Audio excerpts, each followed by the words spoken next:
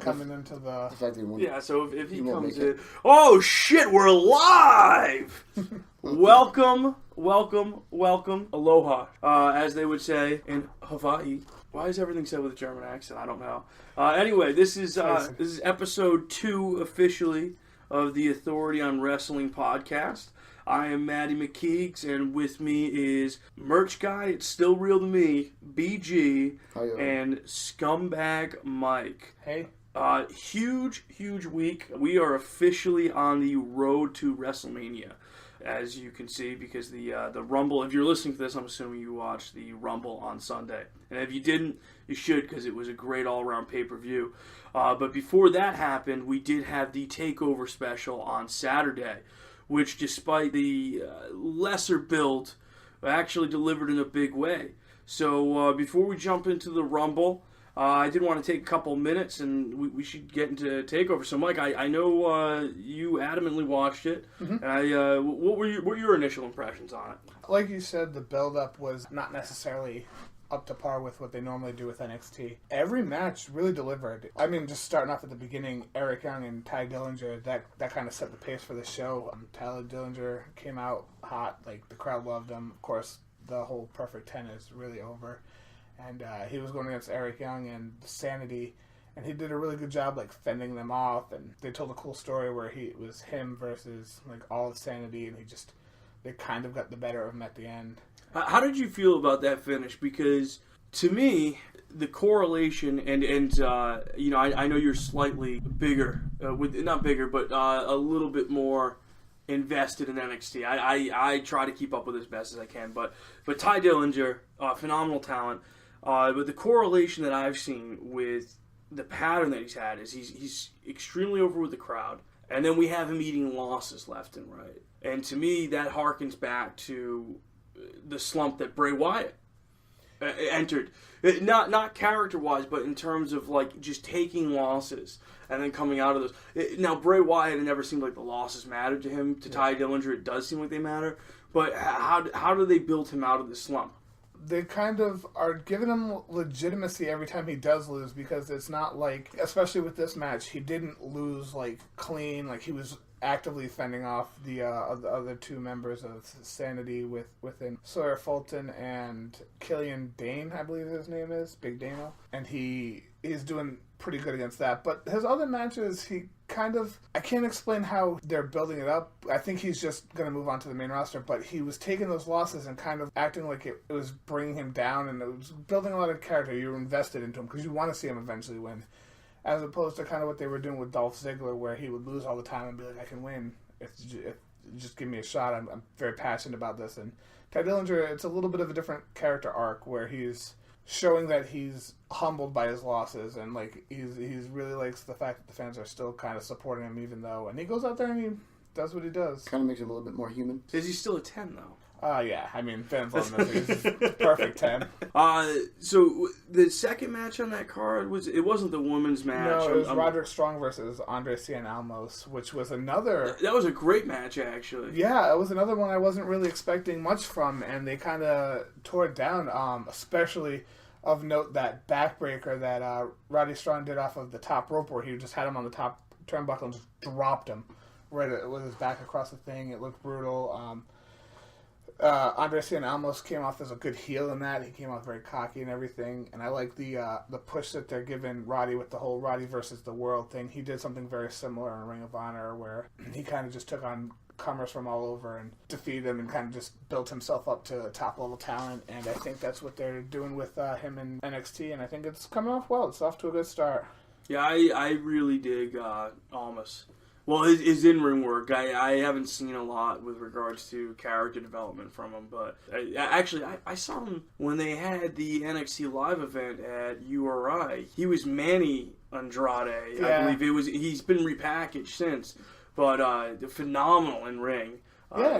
Does he clock in at cruiserweight weight? No, he's a little bit over that, if I'm not mistaken. I think he's pushing like 210 or something. He's very, very solid. He's going to be a great mid-card contender for the...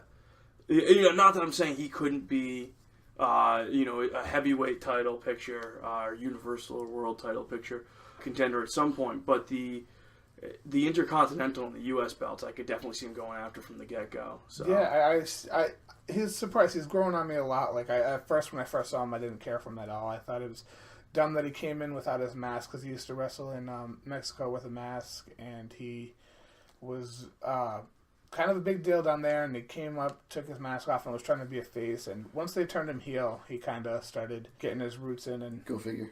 Yeah, I know. They need to do that with a lot of people, apparently, to get him. Roman Reigns. But yeah, then after that, you had the tag team match, DIY versus Authors of Pain, which I said last week was going to be the sleeper match. Honestly, I think the Roderick Strong, Andre Cien Almas was the sleeper match of the interview. I was impressed with the juxtaposition of styles, because I was really concerned with DIY and Authors, because Authors of Pain, they're a powerhouse tag team. And what I thought was a really cool moment was when they went for the same type of finish that they had. And I just thought that was kind of neat how they called back to the thing before. Yeah, you're talking about the submission where they had, when Gargano and Ciampa had both Authors of Pain in submission. Yeah. I like that they got out of that and then hit it with the, one of the Authors of Pain got up and slammed Tommaso Ciampa onto Johnny Gargano to break up the submission. That was a bump and a half. And then I liked the end too, where the DIY went for their finisher, the double knees to the face, and they turned it around on him. They grabbed him, hit him with the colliding powerbomb, where they both set him up with a powerbomb, hit them back to back, and then I was surprised that they won the titles, but NXT really needs to start pushing some new talent, because they're kind of losing some of their talent. Yeah, well, they like I think we mentioned last week, they had that giant purge with the brand split. So obviously it's going to be a little bit of a building cycle with that.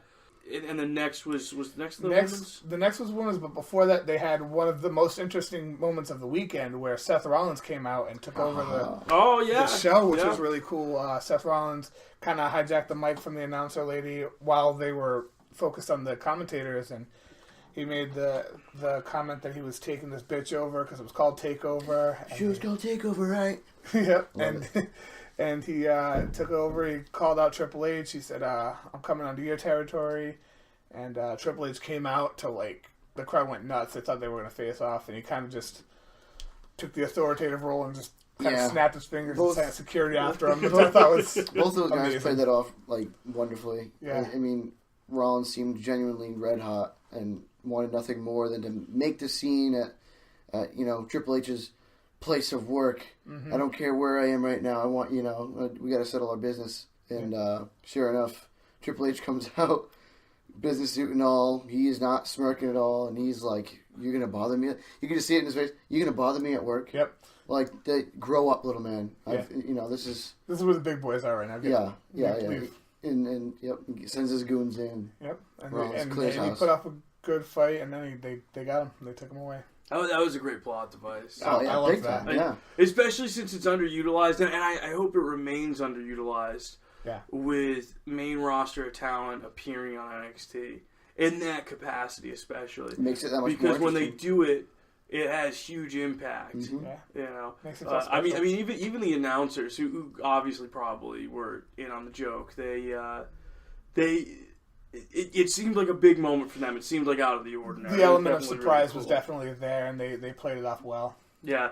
So that was, which is funny because I remember last week we were putting the show together. Before the show, or the day before, I believe, I wanted to discuss how poor the build had been on Rollins Triple H. Yeah. And then coming into last week, I can't. What happened last week? I can't remember what happened. Seth Rollins just called out Triple H. Was last week the music came on? No. Yeah. Yeah. So last week. Yeah. Last week the music came on. I thought it was a week prior. Yeah. Mistaken. I can't remember, but anyway, the build for that match has been steadily going in the right direction, and then this thing with NXT was just awesome. But anyway, we'll get to the rest of that later on. Yeah. So we did have the women's match. I feel like I keep trying to get to it. I mean, personally, I thought it was all right. It didn't need to be a fatal 4-way because Peyton Royce and Billie Kay, they never took strikes at each other. No, they did a good job of kind of like never teasing the animosity between the two of them, and they had Nikki Cross came across like the star of this match. If you ask me, she was doing most of the high spots. She took the bump through the table where they double suplexed her, which she almost went off the side. Yeah, to me it looked like she almost got suplexed right off the side of the stage, but she did a good job, and the ending for me was kind of anticlimactic. Yeah, it was. I enjoyed it. I think right now, just like in general with NXT, I think the women's division needs a little building. Yeah. And I think at this point, it's probably time at some point when they have somebody ready to take the belt for her to drop it. I mean, the way Nikki Cross has been performing in ring, I think she would be a compelling title holder. Although she probably needs a little bit more build. Ember Moon. Oh, Ember Moon! I keep forgetting about Ember Moon, which is tragic because she's immensely talented. She's so good, though. I'd almost rather see her go to the main roster sooner than later. I don't even think she needs the title run in NXT. I really don't. There's also faint whispers of later on this summer them doing a women's tournament and maybe bringing in some women talent. Some new they need it. They need it because they don't. Those divisions don't have enough. I mean, I would love to see on the main roster a women's tag belt get brought in. Yeah. Because it just seems like, the issue you have here, just like you have the issue of the Cruiserweight division, there's one belt. Mm-hmm. So that limits the amount of stories you can tell because either the vendetta is competitive, which they're going for a belt, or it's personal. Yeah. Or it's some combination of the two. Yeah. And, you can only flush out so many personal storylines before it starts to look like a soap opera. And I truly believe, I know Paul Heyman has said multiple times in interviews that he thinks fans are going more the way of UFC, where they want tournaments, they want the sense of actual competition. Yeah. So I don't know how much personal feuds, as we've seen with the Rusev, Lana, Enzo Cass feud, really work out. But I wonder if, I know this is something that they toyed with, and it's a complete discussion for another day, but Ring of Honor toyed with this for a little while, but actually having like a ranking system where if you beat someone, you have like the top 20 competitors on each show, and if you beat someone, you move up in the rankings, and then the top 3 or 4 can fight for the title. I think that's a great idea because, I mean, UFC works off of your ranking system, and the fanship between the two is similar. Yeah, it's very similar, especially now with Conor McGregor. There's a lot of crossover and a lot of the trash talking and the storytelling that's coming to UFC. They're using the whole WWE formula for a lot of things. The problem with UFC is they don't abide by the rankings, so they make matchups that will draw crowd interest and make money. And while WWE business, while WWE would likely do the same thing. I think if they were to introduce a ranking system, they would have to abide by it in some way, shape, or form. But like you said, that's a conversation for another day. Yeah, I was going to get back into it, but you're right. Let's move back on. We still have the title match for NXT, which was Bobby Roode versus Nakamura, which I severely underestimated last week. I didn't say much about it, and man, the crowd was so hot for these two. Between the entrances, which were amazing, you had Bobby Roode coming out in the big Ric Flair robe and coming out with 8 women like a pimp and making his entrance. You counted all the women that were on stage? I mean, there was only 4 on each side, but yeah. I mean, it wasn't. I know math isn't my strong suit, but I could do that. Somewhat of a hose. But and then Nakamura was riding the Seizure Mobile out, which was just a little platform with flashing. I think they reused it the next night for Rumble. Yeah, it was. Oh yeah, to carry out all the big guys. But yeah, no, the crowd was so hot for that. They were singing their songs the whole time, the whole match. The fans were going, "Let's go Nakamura, let's go Bobby Roode." They were, and there was a lot of pandering to the crowd, especially in the beginning. You're invested. It was great. The build was a little slow in the beginning. Yeah. And when it finally took off, it was really a solid match. And the way that he was like ripping at the knee pad and stuff. Yeah, when Nakamura hurt his, they were telling a story. Originally, it started with Nakamura's neck and shoulder, but then they changed it to his knee. It looked like he took a bump off the side of the apron, and he was selling his knee for the rest of the match. And Bobby Roode got him in a single leg Boston Crab and literally was punching him in the knee as he was had him in the submission, and Nakamura was selling it, and then he got out of that, and Bobby Roode hit him with the finisher, and it was over. It was nice. How soon? Because like we've touched upon a few times, NXT is down on talent right now. Yeah. How soon do you see Nakamura really going to the main roster? Because I don't think he's going to win the belt the third time. But at the same time, I don't know if they can afford to have him go up, especially since Joe just went up. Yeah, I don't know. I think NXT is in a weird position right now where they have people. It was a developmental program that they were putting on, and it was there to produce new talent and kind of get them to the level where they could go to the main roster. But then it kind of went to the point where they were touring and doing their own show, like house shows and everything, so that it became a money business for them. And now I think if they lose a lot of their top talent, they'll lose a lot of that interest in it. But they're also doing a good job, especially with this pay-per-view, of pushing new talent. Like you saw Roderick Strong coming out on top and kind of showcase what he could do. And Andre Alamos was good. You had Ty Dillinger, who is on the main roster now. Maybe is he on the main roster? I don't think so, because haven't they brought NXT guys in before and they go back they down? Have. Do they list him as a SmackDown guy now? Did they? I didn't look at the. I haven't looked at the website roster. But I kind of hope that he doesn't go up there, because I think he has more of a story to tell in NXT, and I think if he moved up to the main roster right now, they wouldn't really have anywhere for him. Yeah, I agree with that. I would definitely say so. But all in all, Takeover was a really good show. Yeah. All things considered, I didn't have super high expectations for it. Yeah, me either. I don't do the best job of keeping up with every individual NXT episode, but I try to catch all the Takeover specials. And at this point, I don't know that any of them have really disappointed me. I think they've all been pretty solid, and they're going to be putting out more now because they're pairing them up with the Big Four pay-per-views, which they were sort of doing before, but it's become more of an official thing. So that's cool. I always look forward to it. It's a nice little way to kick off the weekend when you have a Big Four pay-per-view. So the topic of conversation this week is obviously the Rumble. And what's that? Yeah, and just phenomenal pay-per-view, really, from start to finish. I really enjoyed it. It had a couple hiccups, but it was definitely overall, as a whole product, not bad. Yeah, I know they usually say save the best for last, but I don't agree with that in this case. I really think we should address what I would say at this point in time, and I might say it 8-9 months from now, is the match of the year, which is AJ Styles, John Cena. So screw you, Okada Omega.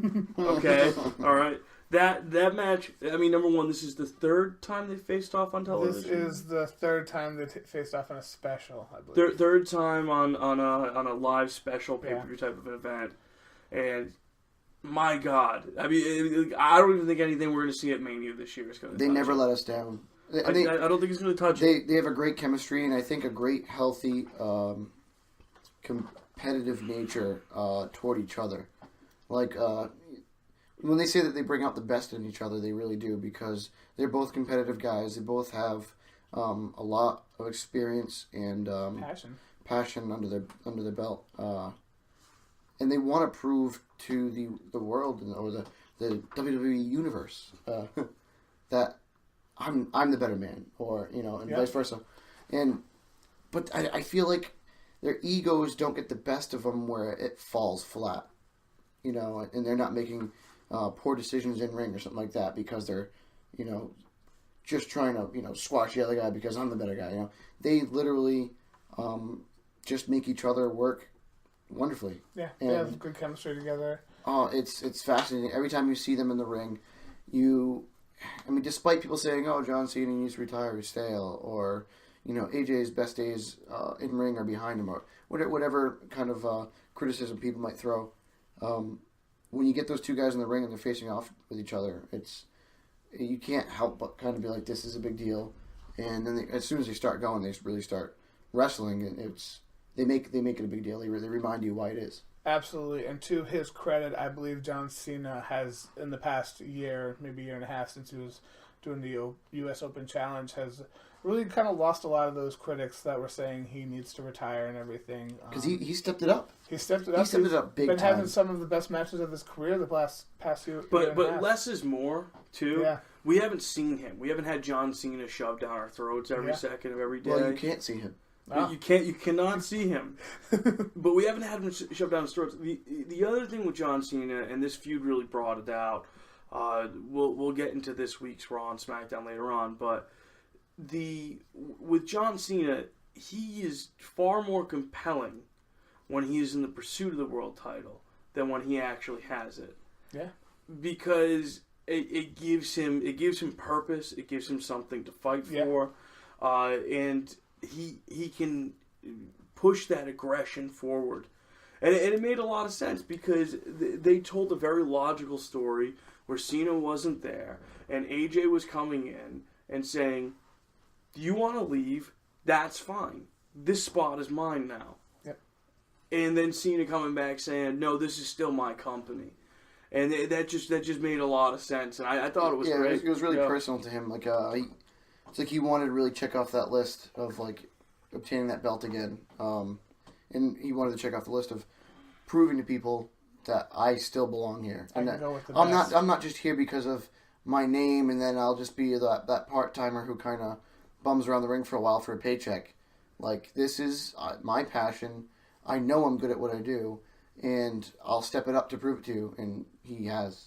His in-ring ability, he went from, like, you know, the quote-unquote 5-move Cena, where it's just everything is just the same. Roll over AA and stuff. He hit the that beautiful stunner.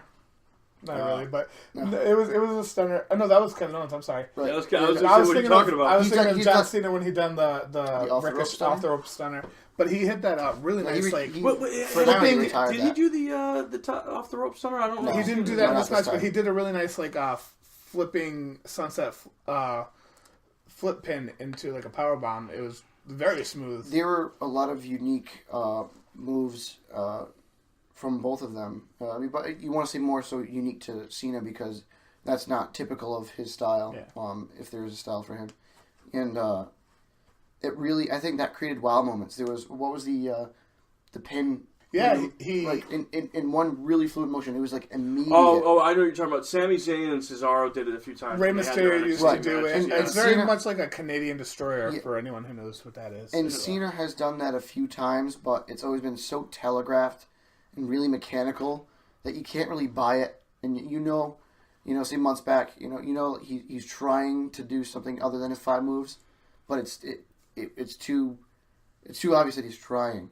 Yeah. This one was so fluent, it caught everybody by surprise.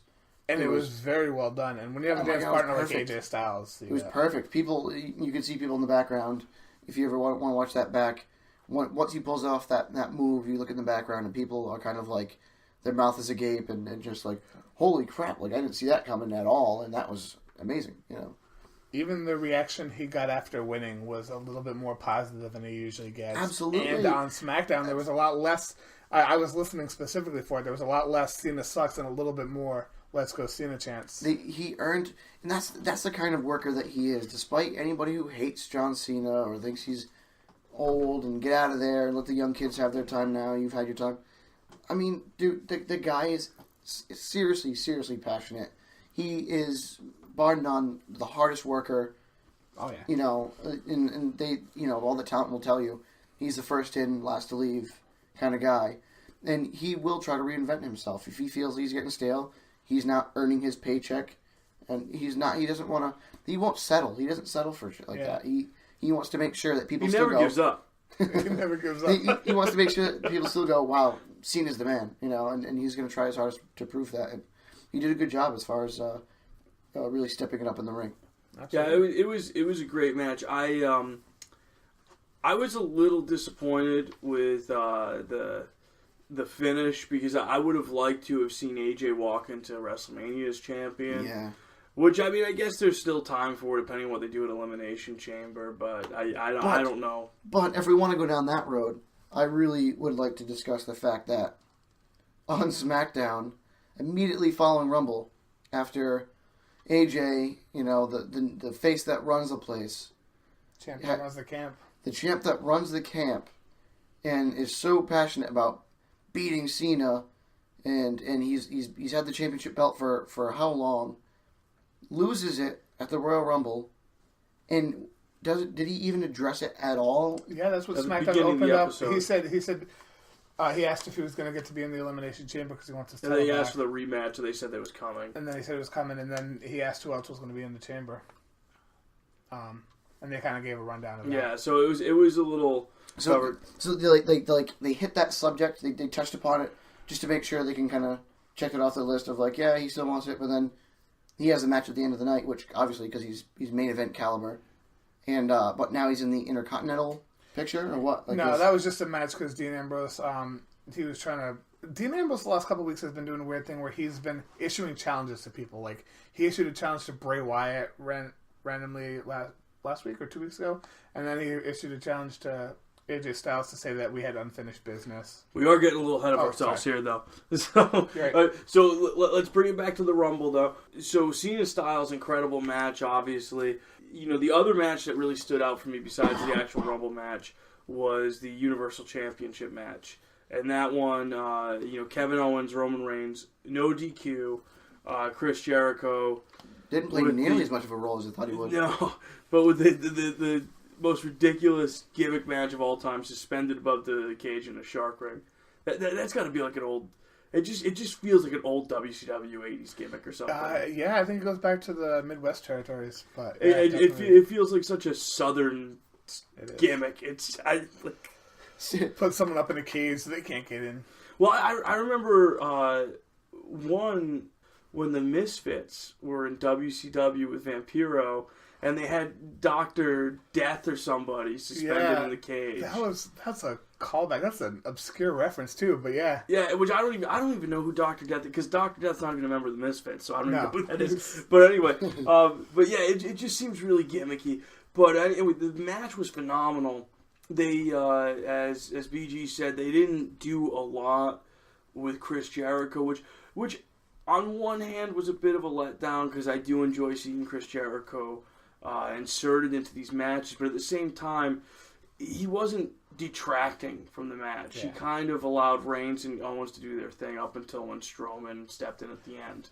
Yeah, not even that. A little bit before that, he dropped down the brass knucks to Kevin Owens, I believe. Yeah, which was just a singular moment. Yeah, but besides that, it wasn't really. It wasn't too Chris Jericho heavy, which was nice. So that was a decent match too. Really a good few of really cool spots. Yeah, big moments that you want to talk about. But other than that, I mean. It wasn't an extraordinary wrestling match. No, there's no disqualification. Those two guys are brawlers, and I mean Kevin Owens going to bring it when he wants. Which is good though, because that separates from the other championship match. You know, I would like to give Kevin Owens credit for this, and he's done it a couple times in no DQ matches. He is amazing at setting something up and letting you forget about it. Falling victim to it later. Last year at the Royal Rumble, he set up 2 or 3 tables in the corner, and that's how the match ended against Dean Ambrose. He pushed him through his last man standing match. This year, he set up this wonky pile of chairs, pyramid of chairs, and he was so proud of it. And they did a tease where they were going to get to it, and then for like a good 10 to 15 minutes, they didn't even look at those chairs. Until you almost forget that it's there. There, and he took a nasty bump through. Like I mean, it was. Oh, he was a mess on Raw. Yeah, he had contusions all over himself. He was very vocal about that being a brutal match. He's very good at also selling injuries. Like he's one of the best. What I would call offensive sellers too is when he's on offense, he's still selling, which is very good. And he did a little bit of that in this match that I like to give credit for. But that match was good. Lots of. Rough spots, that frog splash that Kevin Owens did to Roman Reigns from the inside to the outside. He caught the edge of the table, too. He didn't even catch the middle of it, yeah. And then the whole Braun Strowman coming out where when he went to chokeslam him through that announcer's table, it looked like Roman Reigns hit that monitor, but I guess he didn't. Either way, that was a tough angle to tell. Yeah. Either way, that was the table didn't give way, and it was like right at like the edge where like. You know his back is really going to feel it. It's the Vince sweet spot. Yeah. What was that? Was that Valentine's Day? The same Valentine's Day Massacre. Yeah. He had the ass bruise. Yeah, where he jumped off the cage. Oh, that's brutal. That was a great moment. But yeah, Strowman helped out and kind of saved the title, and they explained it again. Shows his face again. Again, phenomenal utilization of Braun Strowman. Yeah. because he's a character that isn't forgetting about all the vendettas that he has going on. Yeah. So he had his piece with Zayn, and then the Reigns part of it came into play at what was it, 2-3 weeks ago when Goldberg speared him, and then the Owens thing was at least another 2 or 3 weeks back. Yeah. When he promised it. Well, I'm getting ahead of myself because that was on Raw, but it's just awesome that his character has this long memory of things, and he doesn't forget where he's sitting, or the writers don't forget where he's sitting. He is a nice twist on the big brute. He's not as dumb as he looks, or he really is just kind of focused on what he wants. And yeah, I'd imagine he's got a big spot for Mania. Yeah, I'd imagine anyway. And I mean, he's getting pretty good reactions too. It's weird because you'll go to some venues, or at some points in time within the night, you'll get really loud boos, like say if his music hits. But then he'll pull off some kind of thing where, usually if it's abusing Roman Reigns, he gets huge cheers, and so he's getting reactions, which is really good. He's great on the mic. I haven't heard him really fumble anything or sound like he's trying too hard. It's just he's playing that big X Wyatt, brawler, that he's playing it really well. He's playing it really well, and I foresee him being in the main picture at some point in time, pretty soon down the road. If not at Mania, or like by the time Mania comes around, maybe just shortly after. Yeah. And the thing is, you can feud him with anybody, especially a lot of these bigger guys, and you can believe that he can actually hold his own and be in that picture. And he's worthy of being in the picture, not only because he's Vince's big guy, but he's also he's decent in the ring for his stature and his experience. Like, he's only been in wrestling for surprising, not a long time. Because he was a strong man. Basically. 2 years at most, I think. And he just he's taken into it pretty quickly, and he's not one of these like 1 or 2 match gimmicks where he's getting better. He's at the best solo run out of any of the Wyatts, really. Yeah. And that's the thing too, is that someone like him that plays that kind of character, that the big guy who doesn't take any shit and just tears people apart. Usually, the WWE universe likes to let them know that we don't like this kind of character. Like, we're over this. Give us some real wrestlers. Yeah. But I think it's a borderline unanimous reaction that no, this is cool. He's doing this really well. Like, we like him doing that kind of thing, but there's some other guys that we just don't care for. Yeah. But that's because he's got charisma. Right. Well, I think it's because it's an intelligent storyline too. Because Yeah, the audience isn't stupid, so I think when they see something that is I think when they see something that's logical, they react positively to that. Or I should say we, because we're part of that. Yeah. So and then the other thing that we had of significant note was the Rumble match itself, which I felt played it safe on a lot of parts. The one thing that I'm really disappointed in, it looks like, given the past 2 years of history, they're moving away from like old school surprise entrance and stuff like that. Last year, the only real surprise we had was AJ Styles, which was great. This year, the only surprise we really had was Ty Dillinger and, of course, Roman Reigns at 30. You know what? I think maybe the Ty Dillinger being the one of the very few, if not the only, really surprise entrance, I think might have been a conscious decision on their part to really make Ty Dillinger stand out among the crowd. Yeah. So he gets a good reaction, as opposed to being one of the guys that showed up. Instead, he's like the guy that showed up. I think in general they're trying to take the gimmick guys out of Rumble to, number one, probably make it so that it looks like anybody can win. Number two, it looks like they're saving a lot of those guys, as evidenced by Mania this year, for the Andre the Giant one, because DDP was in that this year, and a couple other guys, weren't they? Yeah, Shaq was in it. Yeah, I think they had Hacksaw in it. Or back in 16? Someone weird. Yeah, at WrestleMania 32. Yeah. So it looks like they're doing that. Which, if they're doing for that, that's fine. I like seeing those guys come back once in a while for something like that. But besides that, what did we think of the the stories that were told within the Rumble match? I think they did a really kind of poor job actually telling stories. Last year they had really good stories in the Rumble match. They had teased they had Sami Zayn was a surprise entrance last year, and he got his feud with Kevin Owens going. They had AJ Styles storyline in that. They told a good story with the Wyatts last year against Lesnar. They kind of did tell a lot of cool stories.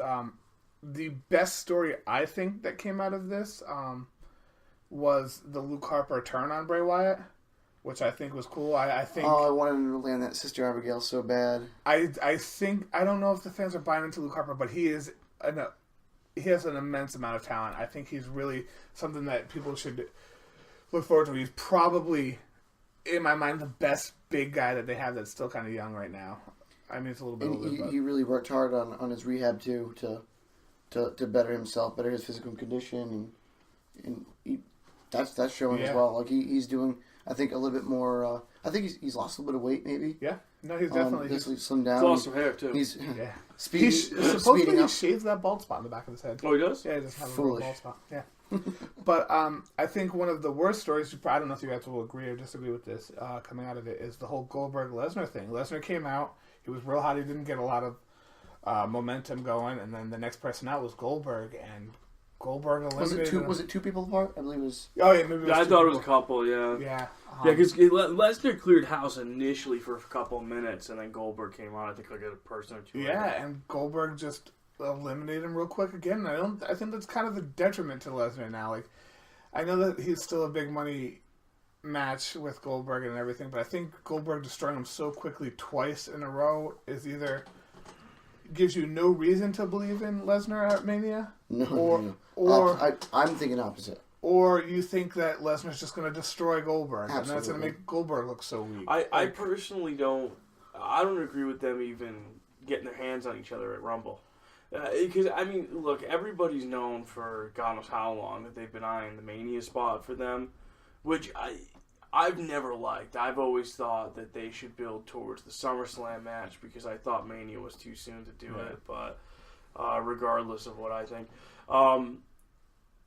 I feel what they should have done was done like a stare down thing, and while both of them were preoccupied with stare downs, one of them gets eliminated, or both.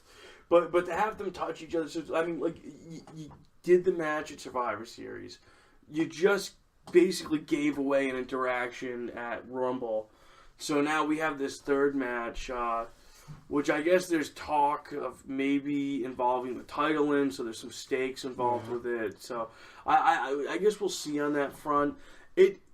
I wasn't completely dissatisfied with it, but it felt like an odd move to basically repeat the Survivor Series thing. And Goldberg Spears look like shit now. Yeah. He basically hits people at the shoulder. He doesn't even hit them down in the gut anymore. I think they could have pulled it off a little bit better if one of either Lesnar or Goldberg came out a little bit earlier in the Rumble. Because the middle of the Rumble, from about 10 to like 22, was kind of dull.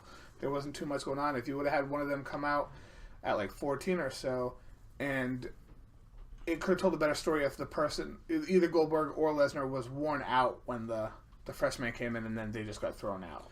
Yeah, it was an odd choice. The other thing was Taker. He looked awful. Awful.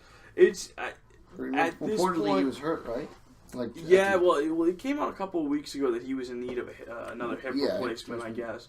So I don't even know why he was still slated for the match. Truthfully, I wasn't a fan of it at first. It came out a while back that they were thinking of doing Taker Cena. I don't think it's still the plan anymore because I think now it looks like they're doing Corbin Taker from what was evidenced at Rumble. I was actually thinking Reigns Taker. Yeah, that's what a lot of people say. Oh, sorry. That's Reigns eliminated Taker. I forgot about that. Yeah, so it looks like they're doing that now. Who did Corbin eliminate? He eliminated Strowman. Okay, all right. That was a cool thing because they were all teaming up against him, but Corbin got the solo elimination at the end. But the Taker looked awful, and I always thought that he should ride off into the sun with Kane pinning him at Mania. I thought with the history between the two characters and the fact that Kane can still relatively put on a good match, I thought that was fitting. Now, I think if anybody should put him out, it should be Cena because they're both company guys. The match hasn't happened at Mania, And has it happened at all? I can't remember. To my knowledge, I don't know if they've ever had a single match. I think they've had a couple tag matches. Yeah, so I think it would be really fitting. But, I mean, he just looks so bad. He's like a complete shell of what he used to be. It's not even... Gained a lot of weight, too. Yeah, it wasn't even pretty for novelty's sake. And, you know, his hair dye is ridiculous. Yeah, it's all... He just looks old and tired, and, I mean, that's understandable. He looks like the real dead man now. Yeah, he doesn't owe us anything at this point. I don't see why they need to keep dragging him out every so often. I know it's up to him, but... Yeah. And we'd be foolish not to address the fact that WWE made the conscious decision, in my opinion, to absolutely troll all of their fans. And the fact that they had the entrant number 30 as Roman Reigns, and people lost their minds. I think, I don't know if it was necessarily a troll or a situation that they were kind of booked into. Because knowing that there wasn't going to be any surprise Rumbles, people thought that Finn Balor was going to return. People thought Samoa Joe was going to make his call up. People were talking about Nakamura, Angle, all these people. And knowing that they didn't have any of that, whoever came out at 30 was going to get booed anyway. I think they were like, you know what? Let's give it to Roman Reigns. Give him some heat. But I give him some heat. The guy gets heat on a daily basis. And it's like, you don't need to put him in that position to, like, let's see if we can give this guy some heat. Like, that's like... I don't think they were trying to see, if we can give him heat. I think they were like, he already gets heat. Let's just give it, like, what's it going to hurt him? Okay, so say, for instance, he's not the good guy, and he's not the bad guy, he's just the guy. Yeah. When he comes out at entrant number 30, and people wanted a surprise entrant, and they got nothing, instead Roman Reigns, he's now the bad guy. Like, are they pushing him as a heel now? Well, it's like, you think that's like a... Who did they send out instead of Daniel Bryan a few years ago? Rey Mysterio. He got shit on so bad. Same thing. Counterpoint, who would you rather have seen at 30, knowing that they had no surprises? No, with no surprises? Like, knowing that they had nobody booked. Who was a clear heel that... Maybe The Miz. The Miz would have been brilliant. They could have done But then again, I mean, he was in the ring for a while. They're probably trying to work his numbers up. Go for it. Talking about being in the ring for a while, I think Chris Jericho was amazing in this match. We were watching it and hiding behind the apron. There was one point when he was literally laying on the side of the apron, like where the camera was focused on him, and he was literally just slowly just letting his like feet drop off the apron, and then his like legs, and then he was just waist up on the apron, and then he like dipped down, and then he was just like peeking over the apron and like ducked down. It was hilarious. And then when Braun Strowman came in, like the camera did a good job of catching him. As soon as Strowman came in, he slid out. Like Chris Jericho, this whole match was top priority. Like he was doing a really good job of like sneaking away and being that little friggin' weasel, absolute weasel, like playing the role perfectly. Yeah, it was well done. And he passes the milestone. He's like he holds the record now for. Yeah, he has the most time spent in the Rumble. Cumulative time with almost 5 hours, which is like I think like an hour longer than. I love how they're checking all these boxes for Jericho in this run. You know, he's got the U.S. belt and all that stuff. It's pretty cool. Making their own list. Yeah. For him. One thing, I mean, not a major thing, but it's really getting aggravating to me that they aren't coming up with specialized stage entrances for the for at least the big four pay-per-views, because that Raw set, but that Raw set in the Alamo Dome, it's just, I mean, and that's not a small set by any means, but in a venue like that, it looked tiny. Well, at least they had like a 3.2 mile runway. Oh my god, that entrance way was ridiculously long. It looked so tiny. Yeah. And to me, like, I just don't get why they wouldn't. And I get if they don't want to drag out new entrances for the other pay-per-views, because, I mean, it does cost money. It is a lot of work. And I'm sure logistically they have to plan those things out. But, like, just to do it 4 times a year, I mean, you know, it would just make the event feel that much more special. Yeah, I agree. It is always nice. Like, you always harken back to those days where they had individualized sets for everyone. I think TLC, they kind of set up ladders and stuff at the entryway, but besides that, nothing crazy. I think it might just be like a money thing now. Like, they don't need them. not too many people are complaining that they've been doing it for so long with just the regular. Well, yeah, it's been about almost 2 years now that they've been doing this. Longer than that. Way longer than that. They've been doing it for a while with just, like, not doing any individualized sets. They've changed the set around, but it's still heavily based on the whole LED screens. I really like the fact that they're doing the basically like the runway, or right before the runway starts, that main stage area where you'd see like the ramp traveling from the left side to the right side before he heads down the ramp. Yeah, that whole area right there is just what do you mean? And even the ramp. You mean the LED screen that's on the ramp? On the ground, yeah.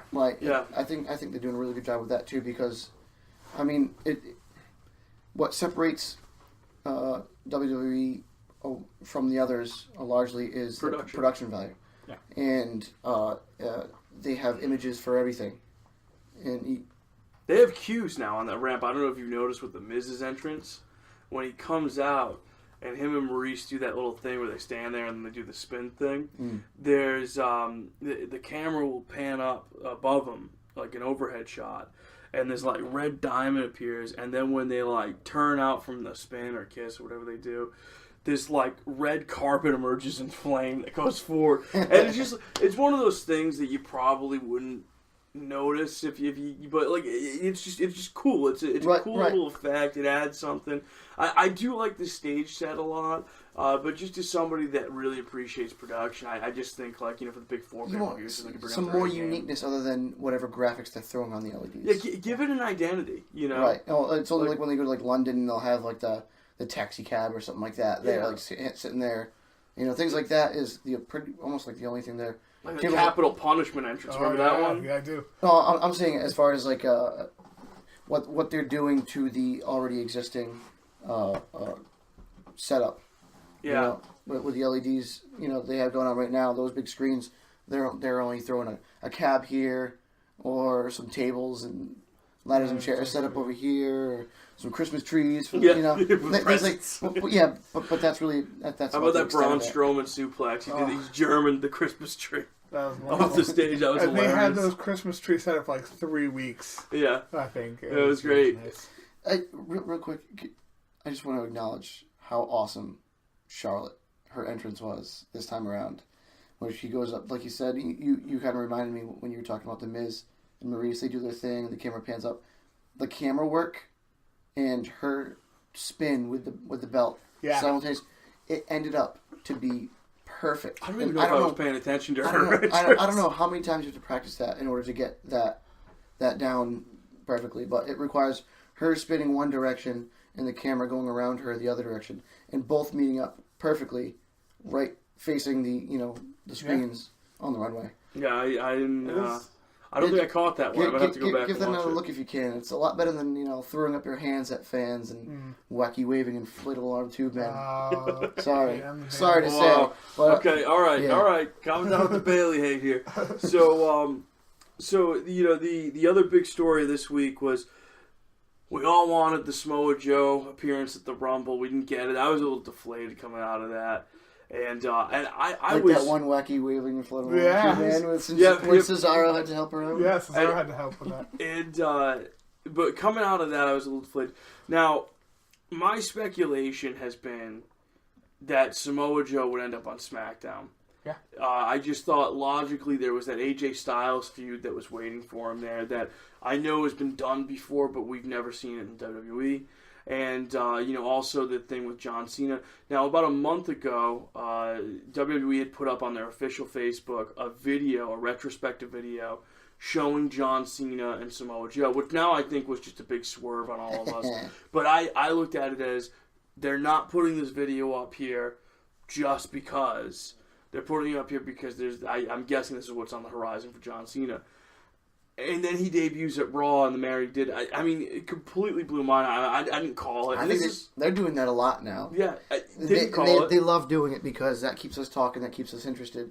Because in the day and age where we know everything thanks to the internet and all kinds of dirt sheets and stuff like that, they're in social media. Mm-hmm. They're pulling stuff over on us. I don't know. Just a really quick little side part to that is, I'm not sure if there was a legitimate reason or not, but for instance, the Kurt Angle canceling his appearance as the commentator, like the night of or the night before the Rumble, last minute, where you're like, oh, then he's definitely in the Rumble. Yeah. It's almost like maybe they did that just to kind of keep you. I feel as if they're really doing big things like that. They're making moves like that and creating a stir. Diversions. To make us think that we know what's going to happen. Oh my God, they're so predictable. Why is WWE so see-through? And then they throw us that curveball. And it's delightfully surprised in a day and age where it's really delightfully difficult. surprised. I think that Samoa Joe not showing up on the Rumble made him showing up on Raw that much better. Oh, it was huge. Huge. Before we get into his actual appearance, that promo that Triple H cut, and actually the promo that Seth Rollins cut with Stephanie was very good. Building up to the whole Triple H thing. She's a professional, man. She's awesome. I love Stephanie on the mic, but Triple H is amazing. He is. Well, there's a reason why those two are. He is so incredible. good on the. He commands the audience with everything he says. Like when he was doing the whole whiny baby Seth Rollins voice, like some people would be like, "Oh, that's so cheesy and everything," but he did it really good, and then he kind of like turned it on its head and got real serious, and it was nice. I like that. They hit their marks. Just the all furrowed the time. brow. Yeah, I like that he was claiming calling himself the creator and saying that with Seth Rollins was good, but now without him he's nothing. And then they did the which was cool because he did that during the Facebook Live Q&A. Yeah. So he kept referring to himself as the creator. So he's carrying this title that he's come up with himself over, which is really cool because it's like Brent said earlier. You know, you can screw with me on the main roster. Yeah. But if you come in and touch NXT, it's becoming personal at this point. So like we said earlier, this isn't It's like anything. competitive. This is personal at this point. Yeah. It's cool. He really made you feel as if it's that scenario where if you have problems with somebody, that's one thing. Wait till I'm out of work. Yeah. This is my place of business. We'll handle this when I'm done. Yeah. And that's that really he conveyed that perfectly, and it seemed like you were really offending him because he's trying to run a business here, and you're screwing with that. And I love that. Is it going to be hell to pay? You're going to meet the Destroyer. Yep, I love that Triple H was talking about how he's running that business and trying to create the next batch of talent, trying to create the next Seth Rollins, if you will. When he called himself the creator, and then he said, "Come out and meet the Destroyer," and then Seth Rollins came running down the ramp and got tanked. Where was Joe? Did he come from the crowd or was He he out must of the have been in ring? the crowd or something. I don't know. Yeah, out of nowhere. Yeah, he just came. It was so quick, and it was awesome because I mean we're going to get to this in a second, but the brutality of Joe, like what he delivers when he's in the ring and stuff, it's just incredibly believable. That kick that he hit him with, that kick that he hit him with in the corner though. Oh, it was an Enchiguri kick or whatever. Awesome.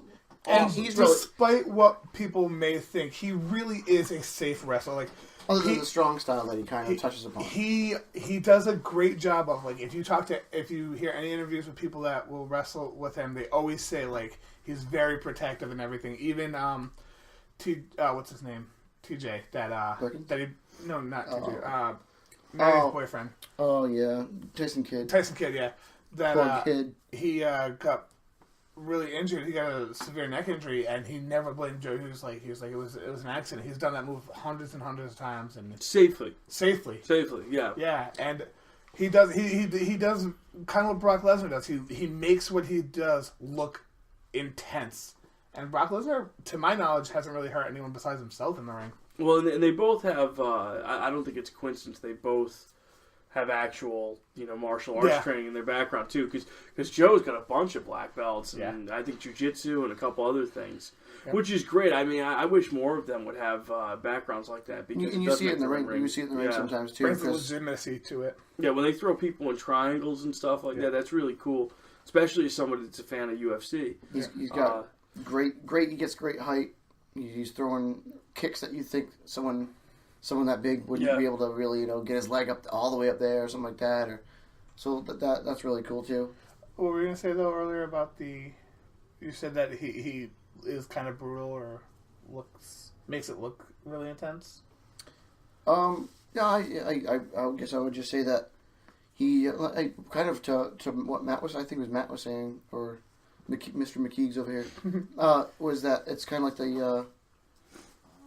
the Brock Lesnar thing, where or maybe as you saying that it really it makes it look so brutal, like you really feel bad for whoever's being victimized in that ring, and he did that really when he's the Destroyer. I mean, he's titled that now, and apparently I didn't realize that his theme song I found out was called The Destroyer. Yeah. I didn't realize that. I didn't realize that either. I did hear that recently. I do like that it's like the homage to the Godzilla song and stuff. But yeah, I think him being on Raw too is actually gonna be better than him being on SmackDown. Well, I mean, think of this. It seems like week after week, just about every week since the brand split, people are saying that SmackDown is a stronger show. Yeah. Which actually, I wanted to get into that, but we'll get into that in a second. Complete your thought. Oh no, and maybe that has something to do with them saying, well, maybe we put them on Raw instead. But let's see if we can give them a little bit of chat. They need to get the ratings up. Yeah, because I think this week, personally, that Raw actually surpassed SmackDown. Yes. Yeah. Now, and I'm not talking about ratings. I'm just talking about the quality of the episode. Yeah. Did you enjoy it? Did it have better storytelling? Did it, just bring more to the table? Yeah, I think it did. Yeah, because the thing is SmackDown. What I'm noticing is they're not cultivating a lot of newer pieces. So they have basically the 6 people that are in the Elimination Chamber that they have. Your Baron Corbin, is Ziggler in that one? Baron Corbin, Dean Ambrose, Miz, Cena, Styles, and maybe Ziggler. Yeah, but Bray Wyatt. Bray Wyatt. So those are your 6 guys, really. Bray Wyatt's huge because he could get the chance of winning that belt. Yeah, but those are your 6 guys on with the addition of Ziggler and a couple others, but they're really that's it on SmackDown. And what was compelling, I think, about SmackDown for so long up until now has really been Styles. Yeah. And, and what he's been able to do with the show. The other thing I wanted to get to, we're going to come back to Raw in a second with the breaking news of the day, but the other thing was they had that moment on SmackDown this week where American Alpha did this beautiful promo backstage where they basically said, we have the belts, and we're doing nothing with them. What the hell is going on with this tag division? They weren't on Rumble. We're doing an open challenge. Get out here. And then they have like every B-grade team they have come out. At and first, they have another like tag team. the Usos came out of nowhere for the most part. You're like, the Usos. And it was like, this is going to be it. Yeah. And sure enough, more people wanted to show up. And they just completely devalued that promo with just basically muddying the tag division again. I thought this week's SmackDown was kind of weak. I also realized this week, I don't know how I didn't realize it before, but Dean Ambrose is basically just the reversal man. Yeah. He just reverses every friggin' move. Which is, I mean, that's something to be said. I mean, people have different styles, and I guess that's really one of his strong suits. But that match with AJ Styles on SmackDown that was something to watch too. That was a big deal. Yeah, it was. And I gotta say, a lot of the times, I'm not really big on Ambrose or what he's doing and him working with Styles this weekend on Tuesday. I think that was a really, really cool match, and seeing those two styles together was really cool. One of the more interesting moves Dean Ambrose does, I don't think I saw him hit it this week, is I love the elbow drop to the standing opponent. I love that when he does like a Macho Man style elbow drop to an opponent who's standing up. It's like something out of a video game because it's just weird to see. Yeah.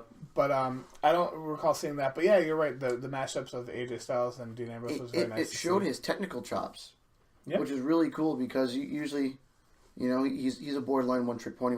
Whoa, a clothesline that looks devastating, and he goes to that stupid rope, that second rope, and then like the little slingshot, and who'd have saw that clothesline coming? He does it a lot in a match, and it's... yeah, that's definitely overused. But the Cena. Sorry, Styles really brought out the best in him, I think, and which goes to show once again, AJ Styles makes other competitors really step up their game.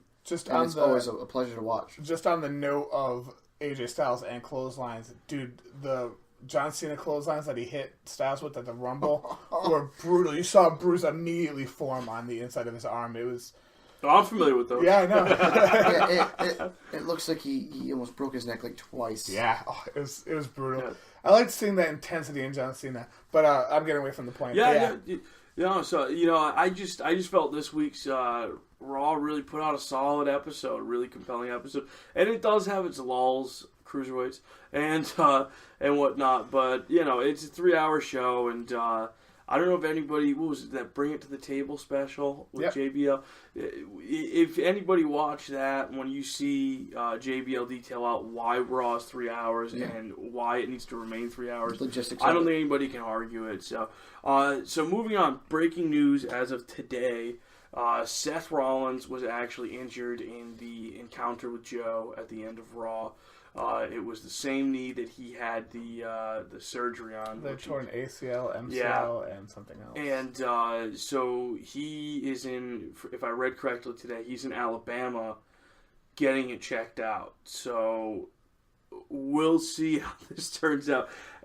If this is real, I'm super bummed out. Well, I was thinking about it today, and if it's real, I think the logical choice, in my eyes, is to take Sami Zayn, because and Mike, correct me if I'm wrong, Sami Zayn and Rollins, they have a previous friendship from the indie years, right? Did they travel together or something? They have a history together, yeah. So the history's there. Have Zayn come out as avenging his friend. Fastlane, he faces Samoa Joe, goes over on him, he gets the Triple H match at Mania. I do not think you should go over on Joe. I don't think you should. Right. I think Joe should be a monster. All right. Yeah.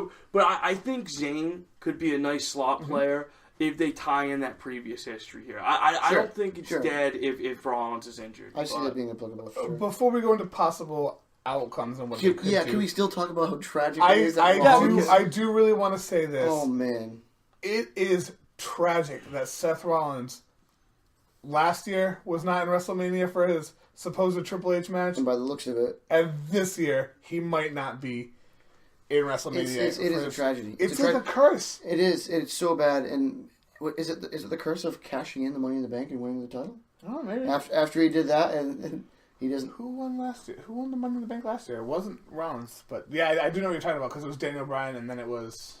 No, it wasn't Daniel Bryan winning the Money in the Bank, but he did win the world title and then got injured, and then won the IC belt and got injured, and... But I'm not even saying story. I'm not even saying that as an ongoing curse, but the fact that he had his WrestleMania moment in a match that he wasn't even slated to be in. Oh yeah, got the belt, is the man for a while. And, I mean, now after that he hasn't seen a Mania. Yeah, right. To my knowledge, it's so damn sad. Yeah. He's such an amazing athlete. He's an awesome character. Whether he wants to be heel or face, he gets the audience going. I'm heartbroken. I'm really heartbroken because they were just starting to build up steam again. Because for a while they dropped the ball on like what he's there for because Triple H wasn't showing up. After he came back and said he wants Triple H. Triple H doesn't show up. He has to pretend like, all right, I'm just going to do business. Let's put me in random matches. I'll kind of feud with this guy, kind of feud with that guy, and then just recently it's like this is the thing that's going to happen now. Triple H, Rollins, this is going to be good. And now it's like the Destroyer got the best of him, and that's why you got to question like, all right, we already addressed the fact that they're really blending kayfabe and reality. They're really trying to put one over on people, making people think that they know the inside scoop for everything, but then they, put someone over on them. Yeah.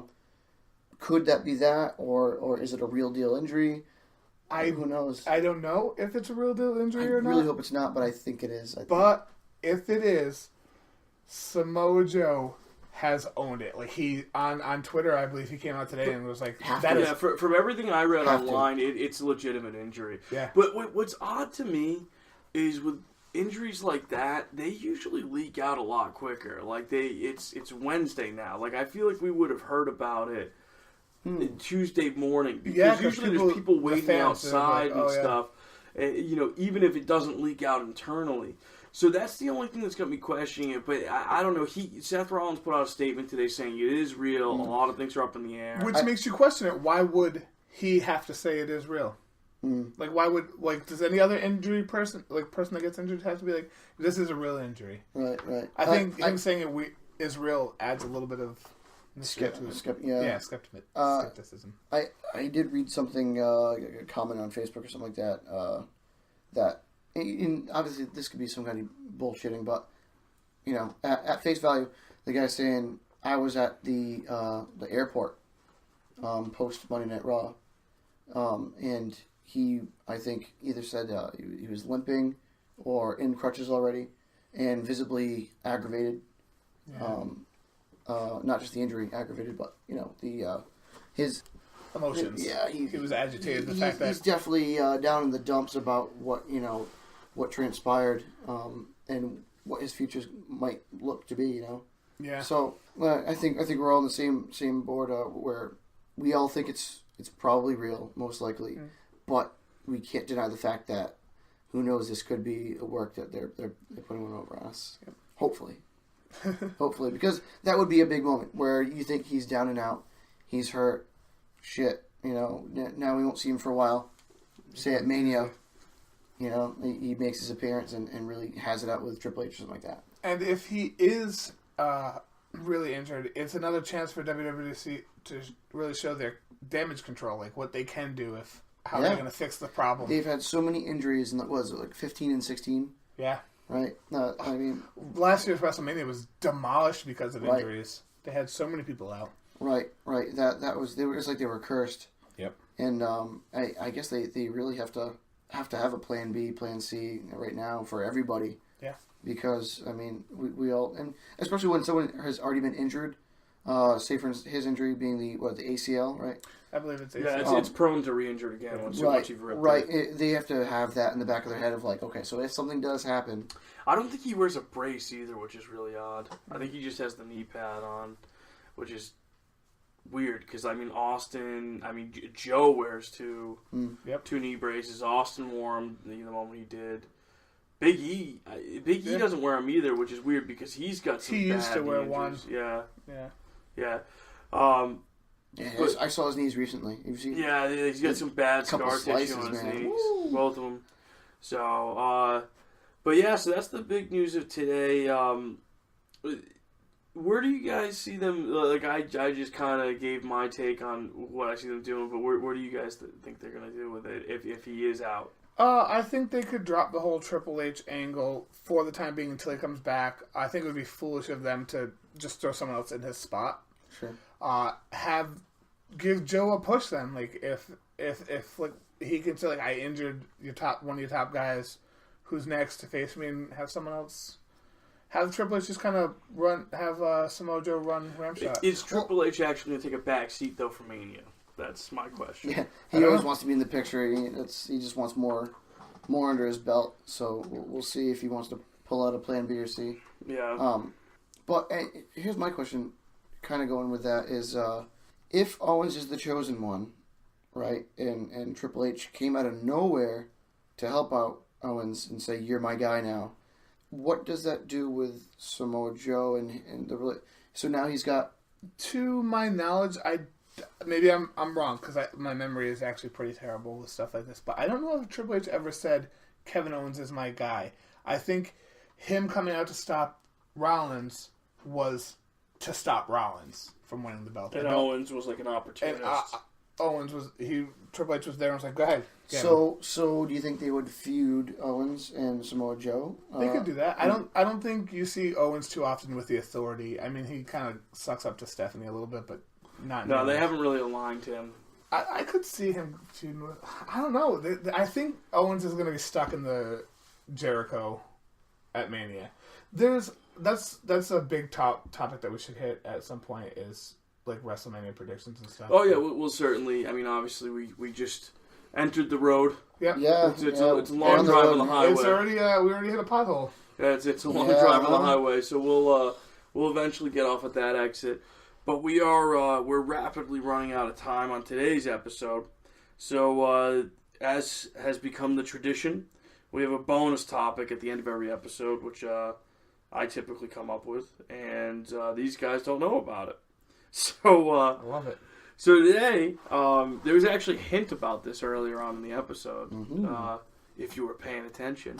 So today, the bonus topic that I thought would be interesting is, what is your favorite celebrity crossover into the world of professional wrestling?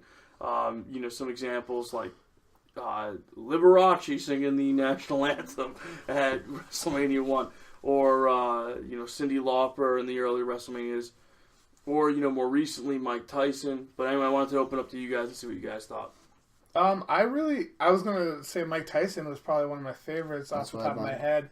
He really brought a lot of. There was tons of eyes on the company as it was, but he kind of legitimized a lot of people coming over from WCW to WWE and watching the product because it brought a big celebrity in. And besides him, I was surprised with was Snooki. She had a WrestleMania match, and I didn't really care for her at all. But she did pretty good in that match. I remember her doing like a back handspring. Well, she was a gymnast. Yeah. Moonsault thing, and I was impressed with that. So I give her an honorable mention. But Mike Tyson is probably off the top of my head, my number one pick for favorite celebrity. Same here as far as off the top of the head favorite. He's definitely probably one of the easily most notable. When you're with DX and you're facing off with Austin at some point in time, and in the heat of all of that, like that was it was a perfect time and place, I think. And he was the right guy to choose to have a lot of momentum and make a big splash, if you will. But I kind of want to say Miz when he first came in as a reality star, or just in general. He's a star. You know that he is a celebrity, and you should respect that. Speaking of trolls, yeah. What about you, Mr. McKeeks? So for me, I think so. One that really stuck out for me was I was a big fan of the rock band Kiss when I was growing up. So when they came over and introduced the Demon, I always thought that was kind of cool.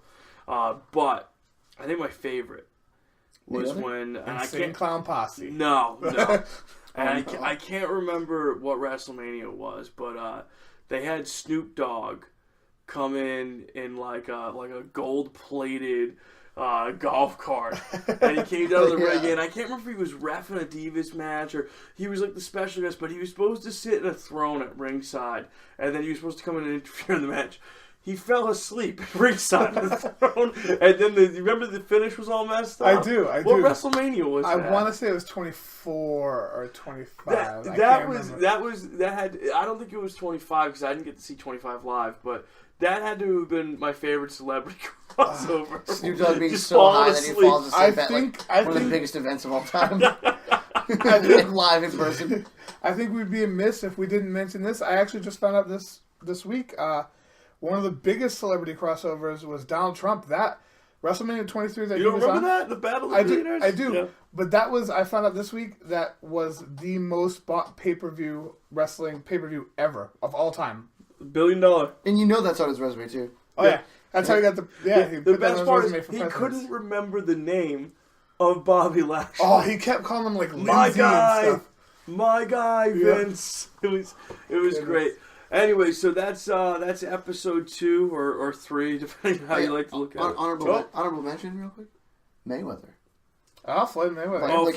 He had his own match. He did break the nose of the Big Show. Right? Yeah, he threw some real punches. Yeah, he did break the nose of the Big Show. So that was cool. Big Show on his knees. And then, it was before the Mania match. They had like an encounter at Raw. And like Big Show went to go grab him, and his jacket came off in $100 bills. Whenever actual like $100 real ones bills. too, yeah. Yeah, it was hilarious. He's a very extreme person, yeah, especially financially. Flashy. So, but anyway, this is episode 2 officially, and thank you for joining us and listening in again. We will be with you again next week. And, so if you guys like what you're hearing here, please subscribe on the YouTube channel. Please share with your friends. And like I said last week, we have a lot of exciting stuff lined up at this point. A little too soon to officially announce any of it, but we should have some compelling interviews and whatnot coming soon. So thanks so much, guys. See you next week.